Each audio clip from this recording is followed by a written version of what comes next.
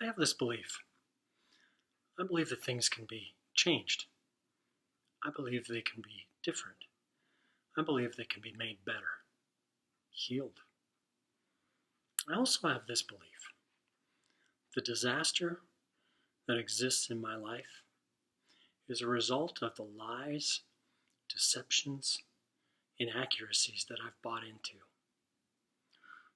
So what if I could identify the lies? Is there a defense? Can things be reversed? Can they be changed? We want to change the conversation in our homes, so let's begin there. I just polished off a bag of Cheetos. Was it worth it? That's been my big question to a lot of things this week. I've been talking to others, and just in a conversation with a student, we were talking about whether it was worth it to go out for an activity or a sport, the time and effort involved in that, and really the cost. In another conversation, we talked about whether it was really worth the price of going to an opening night movie, standing in line and everything that went with it. Another conversation just talked about a major purchase that a person was making, and was it really worth it? And then I had that conversation about a relationship that was really on its last legs, and the person just didn't feel it had been worth it. It just wasn't worth it. It came up over and over again. Now, this is not one of those lessons. This is not one of those guilt and regret lessons where, we talk about, you slept with that person one time and look at what the result is and how it's going to change people's lives forever. This is not about I took that drug or I took that drink and someone else paid the price. It's not about that. That's another lesson. No, this one is about really examining some things in our lives and what it means to us. So we did an activity. I took a pile of just items, kind of random items, cut them up into pieces, and I told our youth kids, take these pieces and glue stick them to a piece of paper in priority order. And there are things like joining or leading an organization. Is that worth it? How about the time it takes to train a pet? How about buying insurance? Or participating in something like 4-H? Going to see that movie? Buying a house versus renting a house? Getting the latest phone or computer? Praying? Studying so much? So I took these random 15 items, that's not all of them, but I simply said, prioritize their value, and there's no right way. I wasn't looking for the God answer. And then we took that and we shared it with our friends and said, what were yours? Oh, that was a lot like mine. And we could justify exactly why we put things in the order we did. But here's the deal.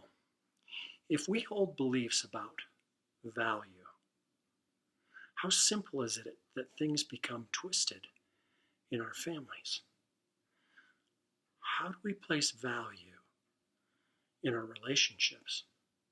How do we place value on the things that happen day in and day out? And as we measure those things over time, what does that do to how we think? Because if that's how things work, do we not also look at things and say, can I accept the value God places on me? Now, that value, we often judge by our circumstances. We look at it and say, if God really loved me, my life would be different. These things wouldn't be happening. I wouldn't be facing this. The consequences would have changed. My history would have changed. My future would change. But God, He places value in a different way. He places it through His Son, Jesus Christ. For God so loved the world that He gave His only begotten Son, that whoever believes in Him shall not perish, but have eternal life. John 3:16 reminds us that we have infinite value. After all, If God would not hold back his Son, what more will he hold from us?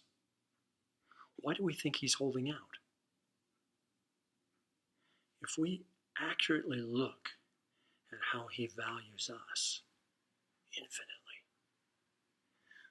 then does that change our thinking? After all, we can look at our families and incorporate the same mercy and grace that God gives us. And what that does is it allows us to take hold of the lie, change our thinking here, changing our belief here, changing our conversation here and here. We no longer hold those same values against our kids and each other, but instead we recognize what is the deception and we recognize what is the truth. And I believe that can change things. It can alter things. It can make things better. It can heal things. Let's do that this week. God bless. See you next week.